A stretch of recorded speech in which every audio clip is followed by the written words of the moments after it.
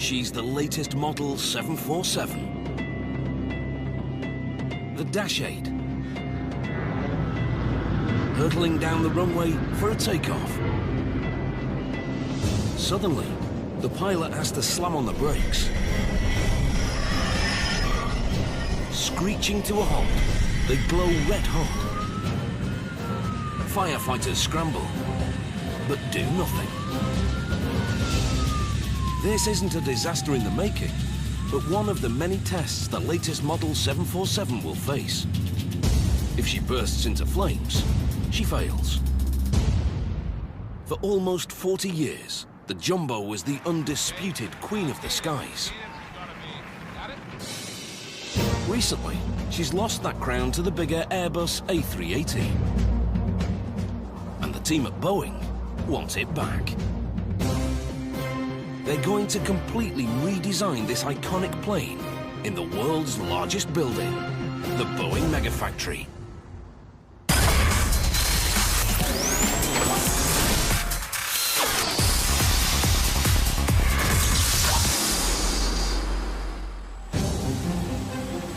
After 5 tense minutes, fire crews cool the brakes in the 747's wheels.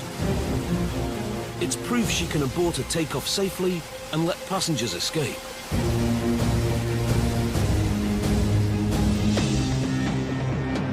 Boeing hopes this will be her only aborted takeoff. The 747-8 is the latest and most technologically advanced version of the company's flagship. She'll be the world's longest airliner, and more importantly, the greenest in her class.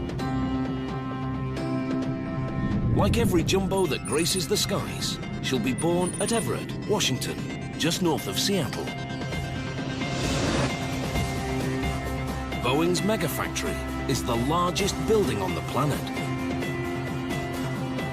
Its doors hold the Guinness World Record for the largest mural. How big? You could fit all of Disneyland inside it and still have room for parking.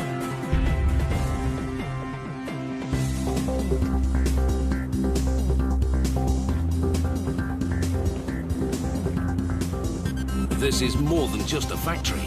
It's a small city with its own fire department and 7 of America's busiest coffee shops right there on the factory floor. Alrighty, it's gonna be 207, please. There's an armada of industrial-strength trikes and bikes to help the employees get around. But it takes most people months to learn the factory layout. The size was definitely overwhelming. It was a little hectic. Didn't really know exactly what I was doing or really where I was going. 23 and a half years, and I still get lost in this factory sometimes too.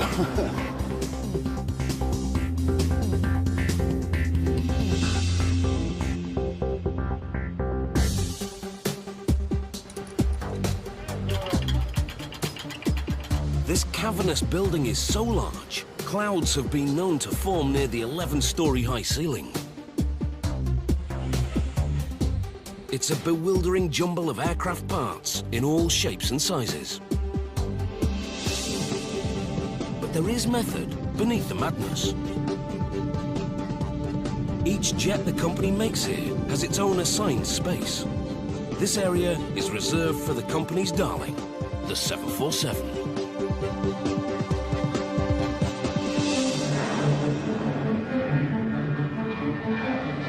The first plane ever built here was a 747, the original jumbo jet. She quickly establishes herself as the undisputed queen of the skies. Her dominance goes unchallenged for 40 years. Until in 2007, the Airbus A380 eclipses her in size and capacity. It's a double-decker, seating 550 passengers. The A380 is Airbus's response to the upsurge in air travel over the past decade. There's really an upturn in the aerospace industry. We're seeing people fly more often, airplanes are full. There's really a lot of demand for new airplanes. But not just any planes. Airlines are demanding more efficient planes. The A380 fits the bill. But in this environment, the old jumbo doesn't cut it anymore.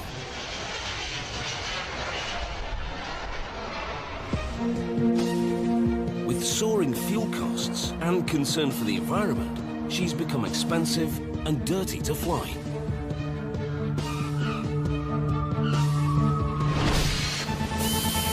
But Boeing isn't throwing the baby out with the bathwater. Instead of designing a new plane from the ground up, which could take a decade and billions of dollars, they're going to give a radical makeover to their old favorite, a better and greener jumbo. The Dash 8 will fly faster, travel a third of the way around the world without refueling, and burn a lot cleaner than any 747 before it. We really think the 747-8 is the right size airplane for the market. Airbus offers, of course, a bigger airplane than the A380. The 747-8 will burn less fuel per seat than the A380. So important decisions for an airline when they're deciding on what type of big airplane they need. But the A380 is already flying, so Boeing has some catching up to do. Good thing that in the hangar next door, they've got some innovative technology ready to go. This is where they're making the revolutionary carbon fiber Dreamliner, the 787. She'll lend the 747 her innovative wing design and brand new fuel-efficient engines. The new jumbo is even named after her little sister. She'll be the 747-8. She's borrowing from the future, but also from her own 40-year heritage.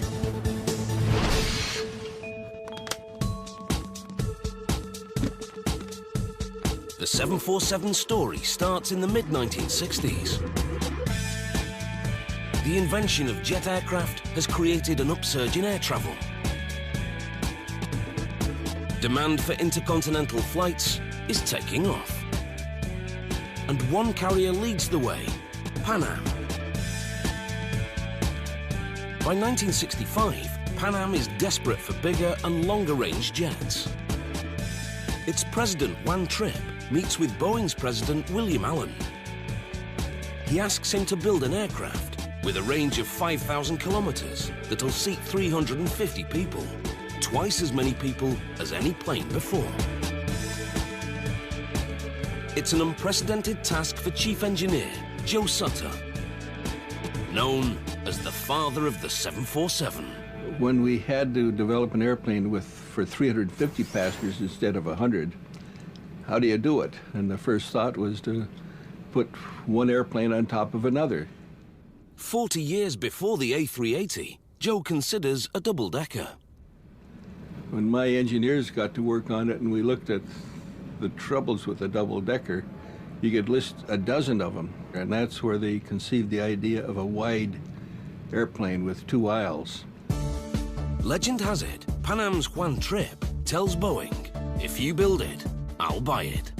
He signs up for 25 jumbos, worth a total of $3.7 billion in today's money. Boeing accepts the challenge. Small problem. They don't have a factory large enough to make a 747. So in 1966, Boeing begins construction of the biggest mega factory the world has ever seen. Workers start building the original 747 even as the walls of the factory go up around them. They become known as the Incredibles. The emblem of that was this forester, Paul Bunyan, where I walked around with an axe chopping trees down. Frankly, my engineers didn't go for that hoopla. They had a job to do, they knew what the job was doing, and they just did it. But incredible they are. They build the first ever 747 from scratch in just 28 months. She rolls out of Boeing's mega factory on September the 30th, 1968. A champagne moment that didn't go quite as planned. Now the cadence, and don't break it yet, the cadence is going to be 1, 2, 3. Got it? Okay, wait!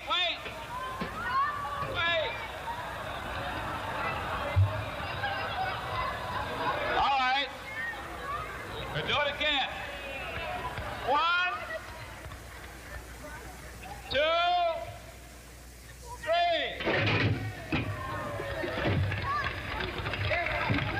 3. We did have a few problems, but the moment of lifting off was a great moment of relief, I think, for all of us. People have asked me if we were concerned, about our personal safety, but no, we weren't. That didn't enter into it. We were busy. We had a job to do. There was a lot to think about, and we were very excited. When we got out, we were mobbed by everybody, and it was a great moment, and it was a great airplane. But the 747 is only meant to be a stopgap. In the mid-60s, the world wants supersonic flight, planes that can travel faster than the speed of sound.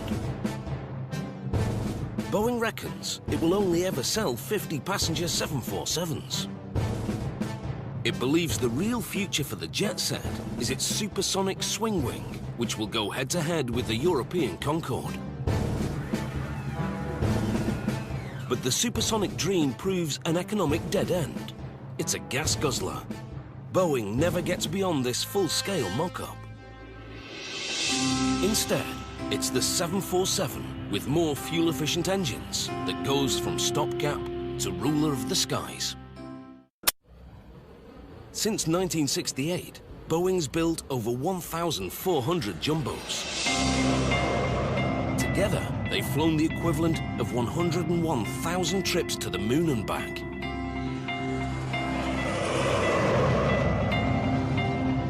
And they've all been handcrafted here at the Boeing mega factory. In 43 years, that hasn't changed. Making a jumbo is still hands-on work. There is not a robot in sight. Okay, I got a little tension. All right, we're in the hole. In our assembly line process, it's really important to get the cadence going, or sometimes we call it the drum beat. It's all about cycling, and that is having our mechanics be able to work on a job and then cycle back to the next airplane and keep the rhythm going. But nothing is actually made here. Everett is simply a massive assembly hub. Parts from all corners of the globe converge on Everett. Aircraft seats from Germany, wing elements from China, flaps from Australia. The new 747-8 alone needs more than 6 million parts. And critically, they all need to be here, just in time. Just-in-time manufacturing is a proven method that saves Boeing money by not having to purchase and store parts too far in advance. But it's risky. Timing is everything.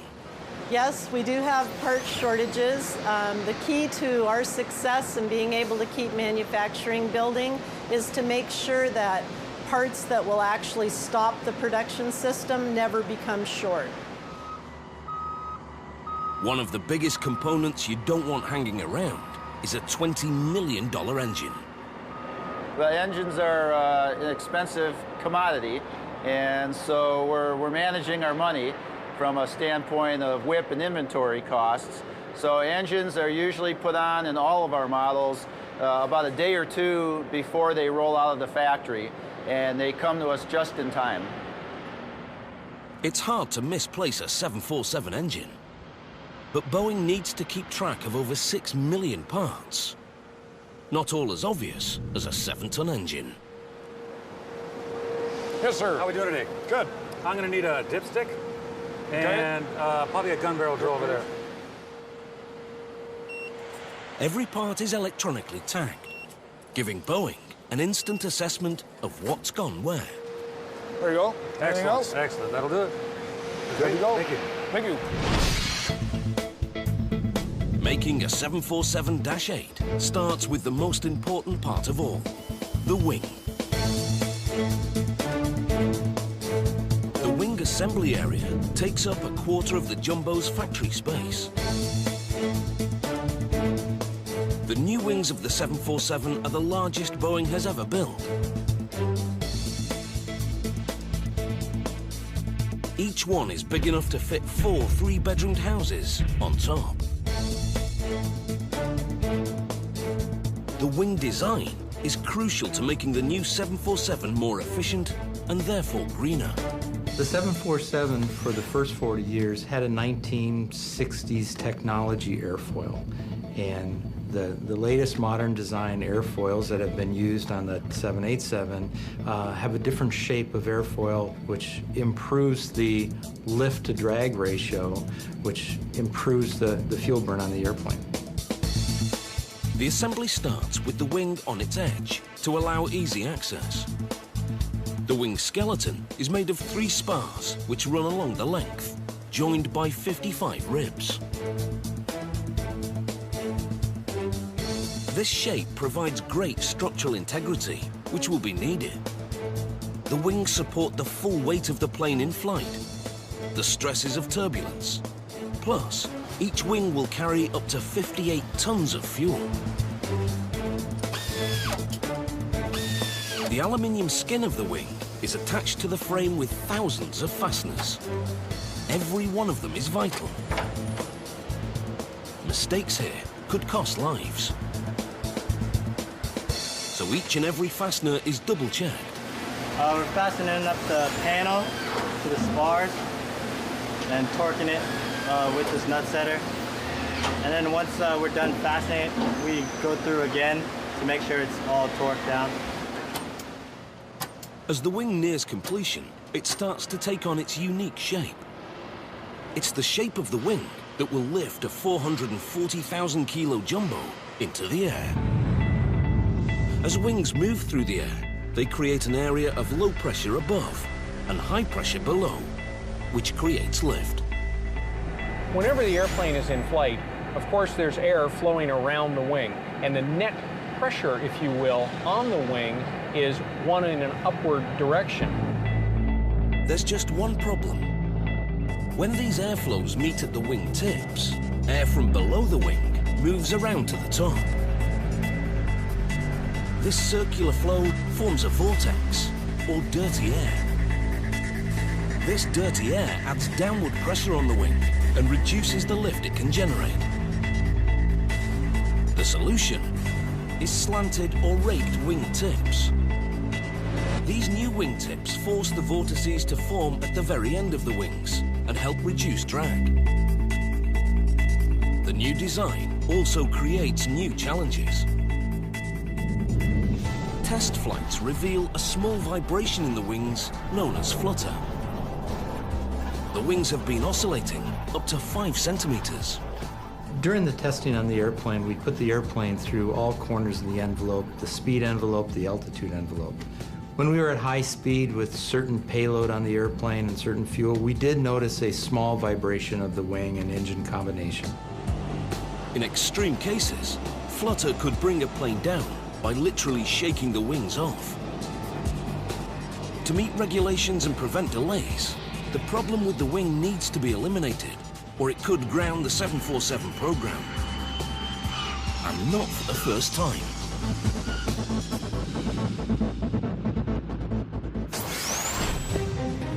In the late 60s, the original 747 had a different wing issue. Wind tunnel tests showed the pressure on the wing was not distributed correctly, threatening a complete redesign. But Joe Sutter came to the rescue. We came up with the idea of just twisting the outward wing down a couple of degrees. The thought was maybe this would work. Well, they tried that in the wind tunnel, and with just that simple fix, we solved the problems. This simple fix works. It distributes the stresses on the jumbo's wings correctly, and the 747 is good to go. In Joe's honor, it's dubbed the Sutter Twist. The twist is key to the Incredibles completing the jumbo on time for its launch. But the Dash 8 story takes a different twist. In a typically 21st century solution, engineers use the plane's computer systems to cancel out the vibrations. They call this computerized system fly-by-wire, a huge improvement on the cables that used to control the wings. A pilot input would cause a cable to move, which would, in turn, signal to the surface to move. A fly-by-wire system is where you've got computers in the loop. It's where a pilot will move the column, turn the wheel, and when they do that, it sends an electronic signal by a wire to the actuator that will control the surface. Now, what that allows you to do is put more computer and more flight control software technology into the handling characteristics of the airplane. They can use the computer system to make tiny changes to the wing controls to cancel out the flutter. It's a simple solution in the spirit of Joe Sutter's Incredibles. I have an immense amount of pride working on a product that Joe Sutter and his team effectively designed, built, and tested before I was in kindergarten. In 1968, Joe Sutter and his team of Incredibles give the world the most iconic shape in commercial aviation history. That famous hump. But they don't design it as a first-class retreat for the jet set. Because Boeing thinks the future is supersonic, they see the jumbo's future as a freighter. So luckily, the passenger requirement for 350 passengers and the big freight capacity requirements blended together, so we could build a fairly optimum airplane for both the passenger role and the freight role. Getting passengers on is easy. Getting large cargo on, that's a challenge. We looked at a lot of different schemes, and one concept was to put a nose door on the airplane, or some way of loading freight from the nose. In a radical design move, cargo will enter through the nose. This places the flight deck above and out of the way. And so that famous hump is born. Pan Am President Juan Trippe immediately sees the potential. Juan Trippe turned around and looked at this area and says, "What's this used for?" And his chief engineer said, "Well, it'd be a good crew rest area." And Juan Trippe looked at the engineer and says, "This will be reserved for passengers." And that's how this upper deck that we now fly on came into being. On the new passenger 747, that iconic hump has expanded to the length of an entire 737. Back at the factory, work is progressing on the fuselage. It's built in several sections: rear, middle, and the front, with that famous hump. Each section is assembled panel by panel. All the body panels are coated with a green protective vinyl to prevent damage during construction. Only the nose is made as one piece. The lower part of the main body is built upside down for easier workflow. Then it's rotated 180 degrees in a special turn fixture so they can put on the roof.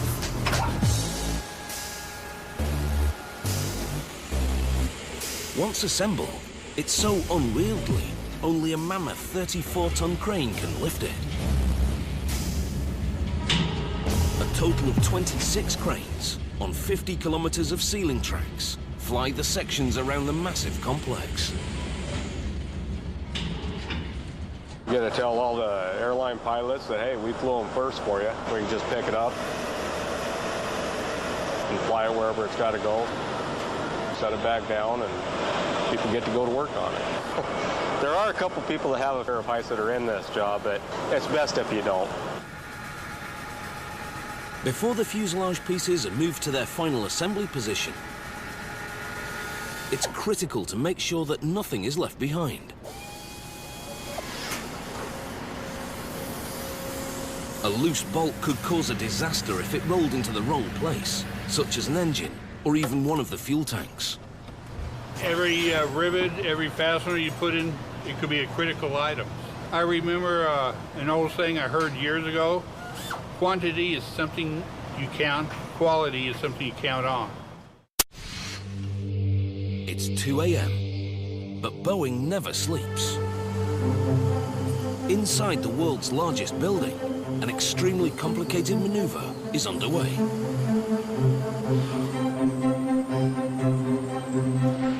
So far, the Dash 8 team has built her wings and her fuselage. Now it's time to bring it all together. To make this Dash 8 look like a jumbo. Joining up the 3 sections of the fuselage is one of the most demanding jobs in the entire assembly process, which is why it's done in the dead of night. It's safer, fewer people on the floor, less chance of something going wrong. With millions of dollars worth of aircraft parts coming together, this is an extremely delicate industrial dance. The ground crew have to pay attention to the smallest details. The crew are positioning the forward section to receive the wings. When lowering a section, the team must be precise. To line up to make sure that we set in the cradle at the right position. It's a matter of a quarter inch either way. The wings are now joined to the center fuselage. They span almost the entire width of the factory floor. 2 tractors must pull at exactly the same speed to stop the wing section from veering off into the sides of the factory. The clearance between the walls and the wing tips is just 5 centimeters. Next, the tail section joins up with the rest of the plane. The characteristic jumbo outline is taking shape. She's 76 meters long and 68 meters across. Thousands of hands have got the aircraft to this stage. The task of managing and organizing such a large crew isn't easy. But it's something Boeing has had plenty of practice at over the last 40 years.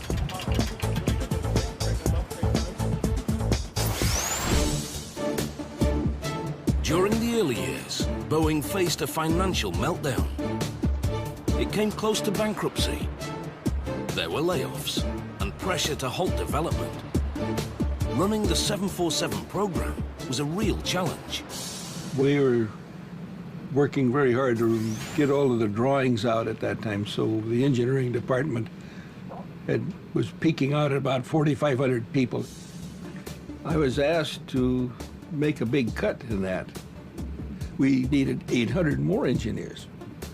I think maybe I'm going to lose my job today, but I'm going to tell them the way I see it. I figured that was when I did the best job I could have for Boeing. If I had reduced the engineering force, the whole program could have tumbled.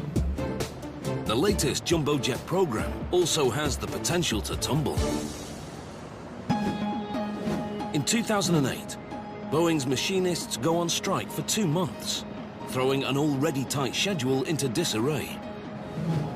Each day lost costs Boeing $100 million. Added to the wing engineering issues, Boeing is forced to delay delivery by 2 years. Some buyers cancel their orders. But Boeing's immediate concern is to finish this one.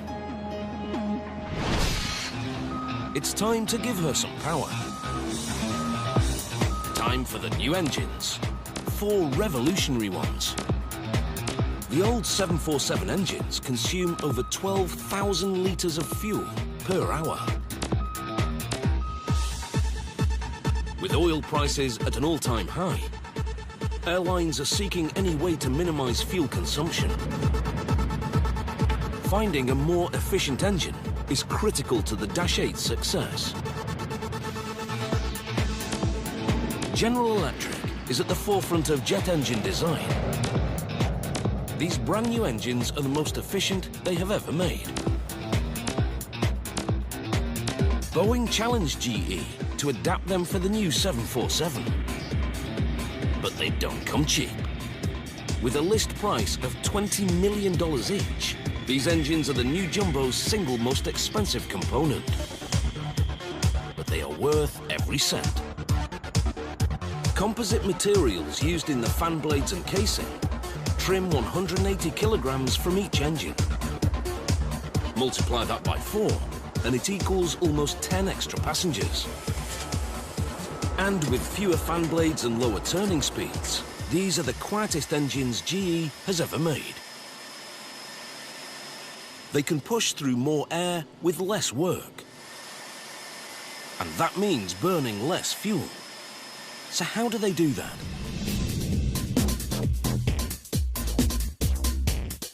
Only 10% of the air is mixed with fuel and burnt in the combustion chamber, driving a series of turbines that power the big fan at the front. And that's the fan which pushes the other 90% of the air out the back of the engine, creating thrust.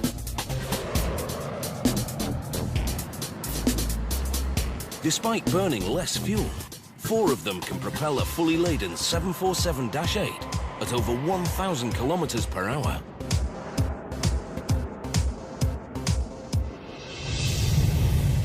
Just one of these engines creates as much thrust as all 8 engines on a B-52. Back at the factory, it's time to hang the engines. Massive concrete blocks hang on the wings where the engines will go. Without them, the aeroplane would tip back on its tail. Each engine weighs 7 tons, and there are 4 engines to get off their trolleys and onto the wings. That's like hanging 4 bull elephants. It's a job to do slowly and carefully. Let me put a little tension on it and test it. If the 4 winches are slightly misaligned, it won't go in square, and they're in trouble. 45. Got your wheels where you want them? Our team's a pretty tight unit. We work together fairly well. We all have our positions on the plane that we like. 0. All right, start pulling your pins. Yep. We communicate well together this way. Keeps us from getting into any troubles.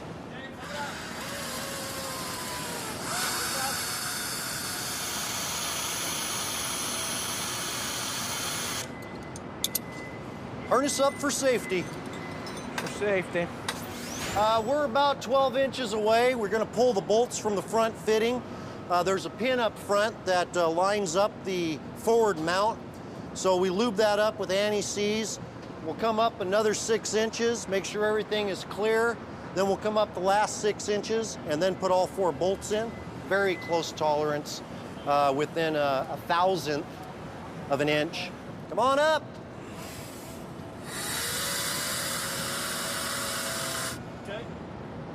It only takes 8 bolts to hang these massive engines.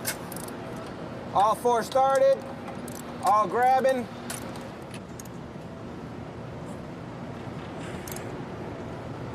Here you go, 50%? Not yet. I'm still getting these down, Axel. Okay. The torque on those bolts are 625 foot-pounds on the rear, 375 foot-pounds on the front. The fronts are designed to shear off. That's per design, and that's in case there is any problems that the engine will shear at the front, fall back, and break away from the plane without taking out wings or flaps or any of that. There's 1. There are 3 more engines to mount. Once again, the crew will need to burn the midnight oil to get the job done.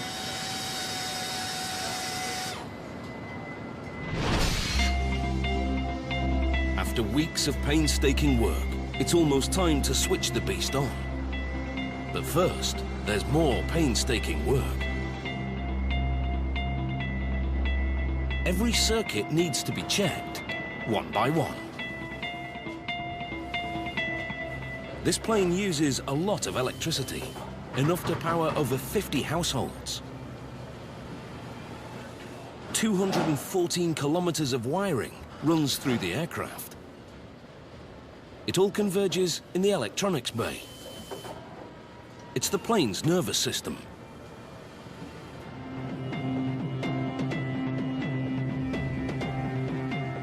The new fly-by-wire technology is controlled by onboard computers.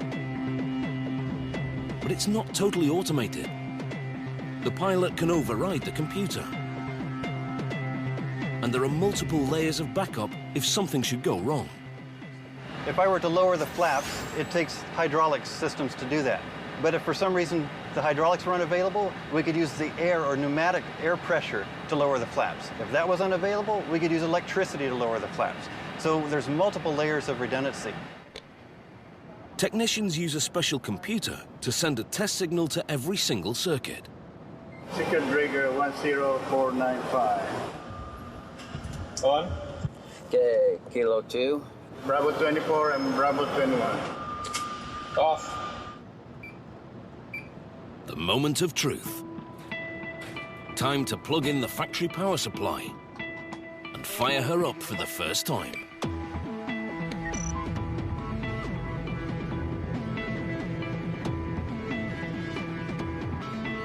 Power on is a key moment in completing a Dash 8.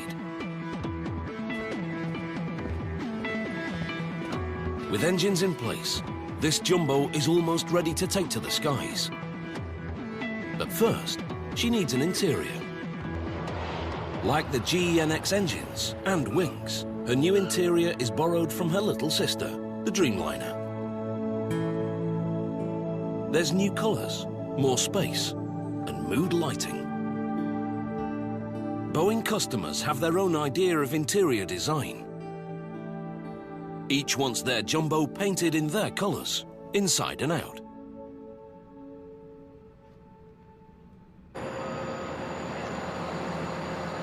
In the mega factory's huge paint shop, the green protective vinyl is washed off.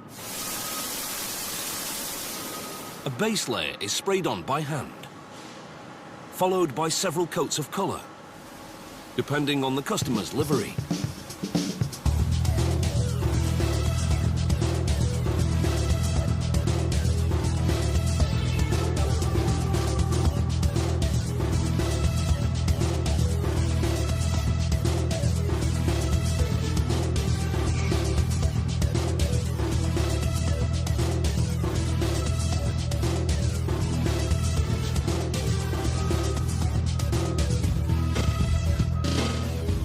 They need to be careful with the number of layers they apply. Too much paint could mask telltale signs of metal fatigue. And besides, the extra weight of more paint would only increase fuel consumption. A typical paint job uses 500 kilos of paint. It will last 4 years. This one is painted in Boeing's own colors because it's time to put her through her paces. She must undergo a series of grueling test flights before delivery. Test pilots push the plane to extremes that will never be endured by its passengers, unless they work for Boeing. Just putting away the hand luggage won't be enough for this flight.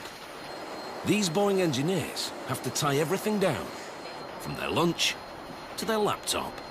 If you don't have it clammed down, things fly in the air. And it'll literally go straight up to the ceiling, and it can come down and hit you on the head. The flight load survey is one of the most grueling tests for the plane, and for those on board. A strong stomach comes in handy.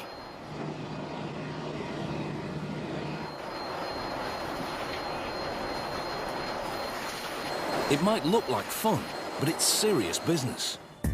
The flight load survey tests weight loads across the plane.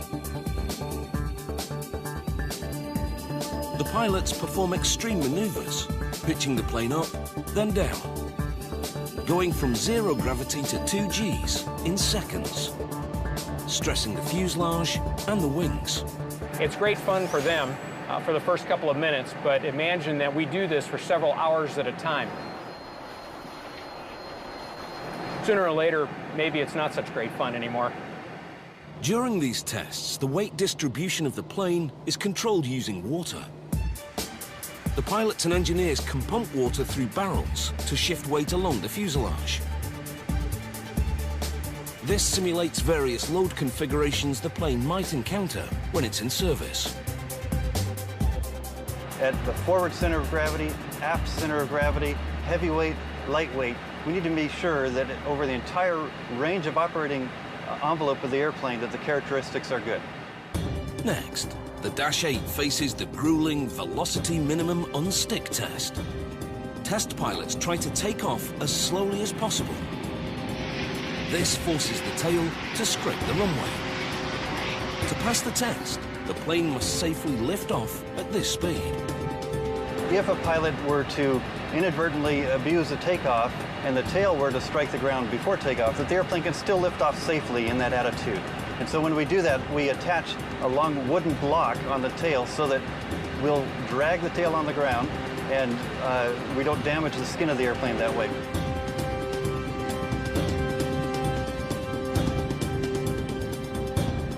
Next, they put this new jet through the flutter test. Flutter is the aviation word for vibration. This test pushes fly-by-wire control to the limit. It's all high speed, generally above the ordinary envelope that we let airline pilots operate the aircraft at. We vibrate each of the axes of the airplane by quite literally kicking the controls one at a time to watch how the controls react and make sure that the airplane, in fact, damps the vibration out to a quiet and smooth ending in a very quick fashion. Now it's time to slam on the brakes in midair and see what happens. Airline pilots typically are trained how to recover from an approach to a stall, but rarely, if ever, actually see an aircraft in a stalled state. We see it all the time. We've done hundreds and hundreds of stalls on just this model of airplane, and they're really quite benign. A stall is when a plane's nose rises too high. The wings then stop generating lift, and the plane begins to fall from the sky. I just release back pressure on the column and let it migrate towards the center, and sometimes I just drop my hands to my sides. The airplane recovers just fine all by itself. Thousands of workers have put together 6 million parts to form this one aircraft.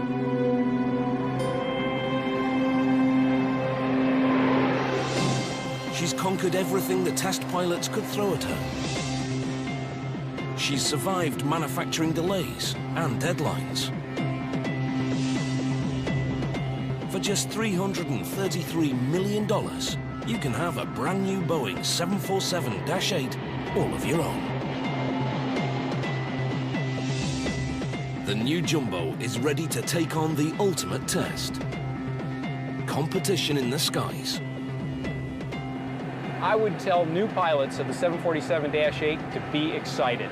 This is a wonderful machine. But I think this 747-8 will be the airplane that takes the... It will be the airplane for the next 20 years. The world's biggest building, this mega factory, is delivering its 3,381st aircraft. She's a little bit late, but worth the wait. The brand new 747-8 is ready to reclaim her title as Queen of the Skies.